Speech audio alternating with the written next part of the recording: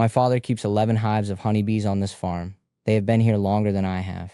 He has walked those hives every morning since before I could tie my own boots, checking the frames, watching the flight paths, listening to the hum the way a man listens to an engine he knows by heart. 2 summers ago, in the middle of July, he walked out to the east hive row and found something that stopped him cold. Yellowjackets. A raiding party of them, 30 or 40 deep, working the entrance of his strongest colony, dragging out larvae, killing the guard bees one by one. He stood there for a long time. He did not say a word. When he came inside that evening, he sat down at the kitchen table and he said to me, "If I spray those yellowjackets, I kill the bees along with them. If I do nothing, the yellowjackets kill the bees for me." And neither one of those is an answer. But he had an answer. He had always had one. It cost him about $3 in materials, took him 10 minutes to set up, and within 4 days, every yellow jacket within a quarter mile of that hive row was dead. Not a single honeybee was harmed. Not one. The hive recovered. The queen kept laying. The colony went into winter fat and healthy, and it is still producing today. The pest control company in our township charges between $150 and $300 to come out and spray a yellow jacket nest, one visit. And the spray they use, a broad-spectrum pyrethroid, kills every insect it touches. Yellow jackets, wasps, honeybees, butterflies, the lot. If your neighbor has hives and the spray truck rolls through your yard, his bees are dying for your convenience. That is the trade most folks make without ever knowing they made it. My name is Evan Yoder. I am Amish. I farm my father's land in Lancaster County, Pennsylvania, and my father is one of the most careful beekeepers in this county. He has not lost a colony to pesticide in over 30 years. Not because he is lucky, because he refuses to use anything that cannot tell the difference between a pest and a helper. Today, I am going to show you exactly what he uses, in the order he uses it, with what it costs, and where to put it. I am going to show you how to clear the yellow jackets and wasps off your entire property, not just the nests you can see, but the colonies you cannot, the ones hiding underground and inside walls, the ones sending out foragers half a mile in every direction. And I am going to tell you the part that should make you uneasy, which is that the method my father uses is so cheap, so simple, and so selective that any pest control company could offer it to every customer they have. Most of them never will. Because a $3 solution that works in 4 days and does not require a return visit does not pay for the truck. Stay with me.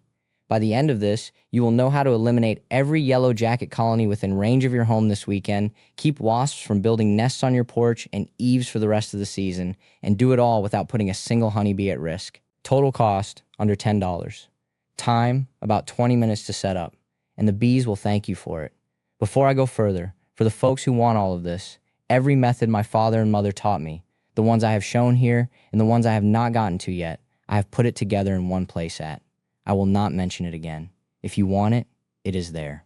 Now let me start with what most folks get wrong, because this is the mistake that makes everything harder. When most folks see a yellow jacket, they want to kill that yellow jacket. They grab a can of spray. They swat at it. They set out one of those hanging traps from the hardware store, the kind with the funnel on top that catches a few dozen and fills up with dead bugs and rainwater. And that makes them feel like they are winning. They are not. A yellow jacket colony has between 1,000 and 5,000 workers in it by midsummer. The ones you see flying around your porch, landing on your hamburger, crawling on the rim of your drink, those are foragers. They are the scouts. Killing 30 of them with a spray can is like bailing a rowboat with a teacup while the river keeps rising. The colony does not even notice. It sends more. My father showed me this when I was about 13. We were sitting on the porch, and a yellow jacket landed on the edge of his coffee mug. I swatted it. He looked at me the way he looks at me when I have done something useless, and he said, "You just killed a messenger. There are 3,000 more where she came from. You want to kill the 3,000, or do you want to keep swatting one at a time until frost?" That is the whole lesson right there. You do not fight the foragers. You use the foragers. You let them carry something home that kills the whole nest. You turn the enemy's own supply line against it. That is the difference between pest control and pest management. One of them costs you money every month. The other one costs you $3 and an afternoon. Here's what you need. 3 things, and you can get all of them for under $10 at any hardware store or dollar store. The first is apple juice. Plain, cheap apple juice. The kind in a plastic jug for $1 or $2. Nothing fancy. Nothing sugar-free. Just plain, sweet apple juice. The second is boric acid. It is a fine white powder, looks like flour, sold in the cleaning aisle or the pest control aisle of any hardware store. A bottle costs about $3 to $5 and will last you several summers. Look for the word pure on the label. You want pure boric acid powder, no added fragrances, no added chemicals, just the plain powder. The third thing is a few empty cans. Soda cans, soup cans, anything small and open-topped. Now let me tell you what boric acid is and why it matters. Because once you understand this, the rest makes simple sense. Boric acid is a mineral. It is not a synthetic chemical. It occurs naturally in the ground. You can buy it at any hardware store. It has been used for pest control for well over 100 years. And here is the thing that makes it different from the sprays the pest control truck carries. Boric acid is a slow killer. It does not drop an insect on contact the way a pyrathroid does. It works from the inside. When an insect eats it, the boric acid damages the lining of its gut over the course of 24 to 72 hours. The insect does not know it has been poisoned. It goes about its business. It flies home. It feeds the colony. It shares the poison with every other insect in the nest, including the queen and the larvae. And then, over the next 3 to 5 days, the whole colony dies. Not just the foragers you saw on your porch. All of them. The ones underground. The ones inside the wall. The queen who is laying 200 eggs a day. Every last one. And here's the part that matters most to my father and to anyone who keeps bees. Honeybees do not eat meat. Honeybees do not drink apple juice. Honeybees eat nectar and pollen. A bait made from apple juice and boric acid is invisible to a honeybee. She will fly right past it. She has no interest in it. It is not her food. But a yellow jacket is a predator and a scavenger. She eats meat, she eats fruit, she eats sugar, she eats garbage. Apple juice is exactly the kind of sweet, fermenting liquid a yellow jacket cannot resist. So the bait attracts every yellow jacket and wasp in range, and it attracts 0 honeybees. That selectivity is the whole point. That is why my father has used this for decades and never lost a hive to it. The chemistry is simple, the selectivity is perfect, and the cost is pocket change. Here's how you mix it. Pour about a cup of apple juice into a clean container. A jar, a bucket, an old coffee can, anything you can stir in. Add about 2 teaspoons of boric acid powder. That is all. Stir it until the powder dissolves. The juice will look the same. It will smell the same. A yellow jacket cannot tell the difference. Now pour a small amount of the mixture into your empty cans. And this is the trick most folks get wrong, so listen carefully. Do not fill the can. You want just enough liquid in the bottom that a yellow jacket can land on the rim, climb down, drink, and climb back out alive. Maybe ½ inch of liquid, no more. If the can is full, the yellow jacket drowns in the bait, and a drowned yellow jacket does not fly home. She does not feed the colony. She just dies in your can, and the nest keeps going. You want her alive and poisoned. You want her to carry the boric acid back to the nest and share it. That is how you kill the colony, not just the scout. Drop a small twig or a thin stick into the can, leaning from the bottom to the rim. This gives the yellow jacket something to climb down on to reach the liquid and something to climb back up on to leave. It sounds like a small thing, but it makes the difference between a trap that catches 10 yellow jackets and a bait station that kills 5,000. Now, where to put them? You want your bait stations away from where you sit, where you eat, where the children play. You are not decorating. You are drawing the enemy away from your camp, the same way my father places his mosquito buckets. Set one near the area where you have seen the most yellow jacket activity, but not right next to the nest if you can see one. You do not want to get stung setting up the bait. 10 feet away is plenty. The foragers will find it. Set another one on the opposite side of your house. A third near the garden or the barn or wherever you have seen them hunting. 3 or 4 stations around a property is enough to cover a standard homestead. The foragers will find the bait within hours. You will see them landing on the rim of the can, drinking, and flying away. Let them go. Everyone that flies away is carrying poison home to share. Within 2 to 4 days, you will notice the yellow jacket activity dropping off. Within a week, it should be gone. The colony is dead. The queen is dead. The larvae are dead. And you never had to find the nest, never had to spray a drop, never had to put on a bee suit, and never had to make a phone call. Now here's the other half. Because the bait handles the colonies, but you still have paper wasps building nests under your eaves, under the porch light, in the corners of your shed, on the underside of your deck railing. Paper wasps are not the same creature as yellow jackets. They build those little umbrella-shaped nests out in the open, the gray papery ones you can see hanging from the rafters. They are less aggressive than yellow jackets, but they will sting you if you push them, and they build in the worst places, right over your front door, right over the spot where you sit down to tie your boots. For active nests, you can see there is a method so simple it sounds like a joke, but it works, and my father has used it as long as I can remember. Dish, soap, and water. Plain liquid dish soap, the kind in the squeeze bottle next to your kitchen sink, mixed into a spray bottle of water. A good squirt of soap, a full spray bottle of water, shaken up until it is sudsy. That is your wasp killer. When you spray a wasp with soapy water, the soap breaks down the waxy coating on the outside of the insect's body. That coating is what holds the moisture in. Without it, the wasp dehydrates and suffocates. The soap also clogs the tiny breathing holes along the sides of its body. A direct hit with soapy water drops a wasp in about 30 seconds. It will not get back up. The best time to spray is early morning or at dusk, when the wasps are slow, when most of them are sitting on the nest instead of out flying. You walk up to the nest, spray it thoroughly, and walk away. Do not stand there watching. The ones that fall are dying. The ones that fly off confused will come back to a ruined nest and leave. You can knock the empty nest down with a stick the next day. Now, I owe you the honest safety words because I will not skip them. If you are allergic to wasp stings, do not do this yourself. A person with a serious allergy can go into shock from a single sting, and no $3 bait station is worth that. Have someone else set up the stations and spray the nests. If you do not know whether you are allergic, treat every wasp encounter with respect until you find out. And yellowjackets especially, the ones that nest in the ground or inside walls, those are more aggressive than paper wasps. If you step on a ground nest or disturb a wall nest, they do not send one scout to investigate. They send 100, and every one of them can sting you multiple times without dying.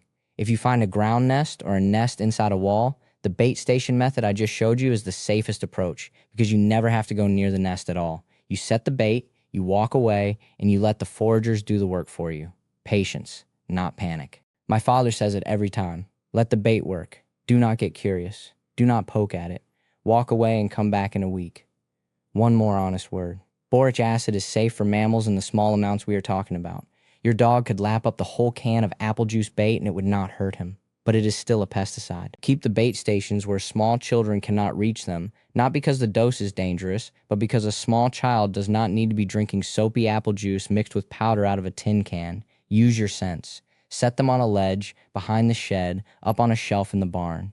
Anywhere the yellowjackets can find them and the toddlers cannot. And one more thing about the spray. Soapy water and electricity do not mix.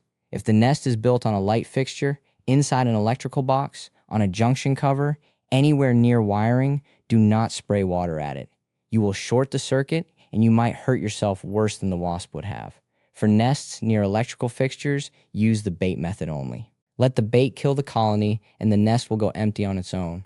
Or wait until evening, turn off the breaker for that circuit, and then spray. But if you do not know which breaker controls which fixture, leave it alone and let the bait do the job. The bait does not care where the nest is. It kills the colony from the inside, no matter where the queen is hiding. Now I want to tell you how to keep them from coming back, because killing the current batch is only half the job. The other half is making your property less attractive to the next queen who comes looking for a place to build in the spring. Paper wasps choose sheltered spots with overhead cover. The underside of your eaves, the inside corners of your porch ceiling, the rafters of your shed, the underside of outdoor furniture you do not move often. My father does a walkthrough every April before the queens have settled, and he wipes down every one of those surfaces with a rag soaked in plain white vinegar. The vinegar leaves a residue that wasps do not like. They will choose a different spot. It is not permanent. You do it once in the spring and maybe once more in midsummer. 5 minutes with a rag. No spray. No chemical. The queen lands on the surface, does not like what she smells, and moves on.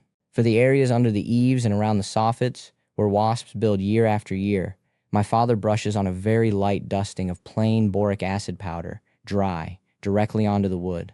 A thin dusting, almost invisible. When a queen lands on that surface to start a nest, she picks up the powder on her body and it kills her before the nest ever gets established. The powder stays effective for months, as long as it stays dry. Under an eave overhang, it stays dry the whole season. One dusting in April and the wasps do not build. That is prevention. That is the part the pest control company cannot sell you because it only needs to be done once. Now I want to take a moment because this is the part that matters. Think about who profits from the way most folks handle wasps and yellowjackets.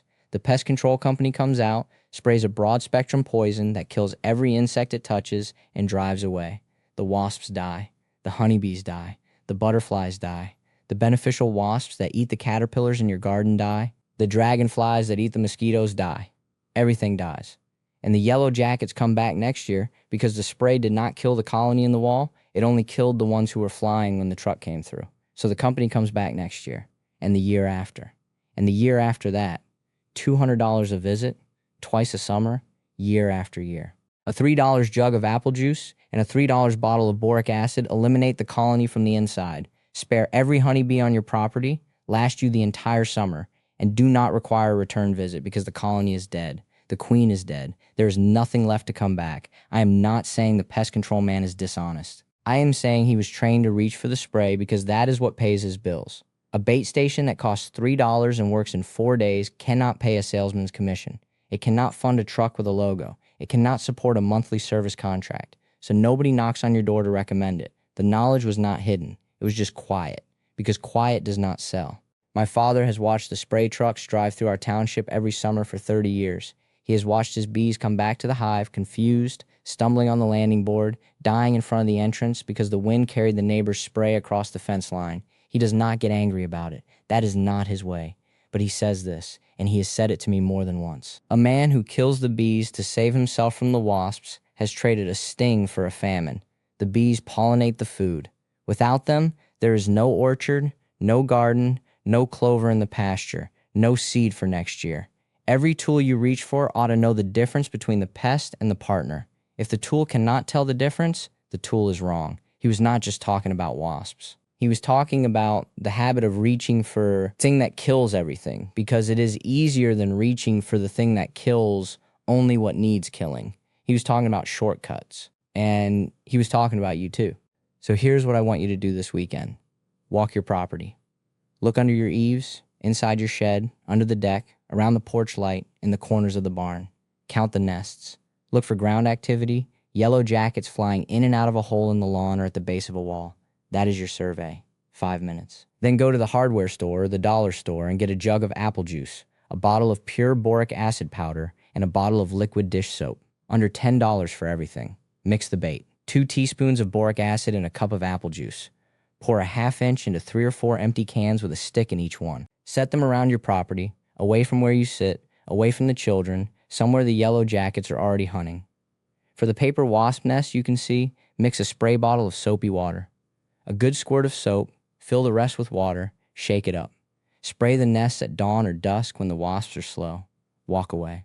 And for prevention, wipe down your eaves and porch ceiling with a vinegar rag and dust a thin line of boric acid along the surfaces where they build every year. That is your whole system. Under $10. 20 minutes of setup. 4 days to clear the colonies. Your honeybees still working the flowers. Your butterflies still on the lavender. Your children still running barefoot through the yard at dusk.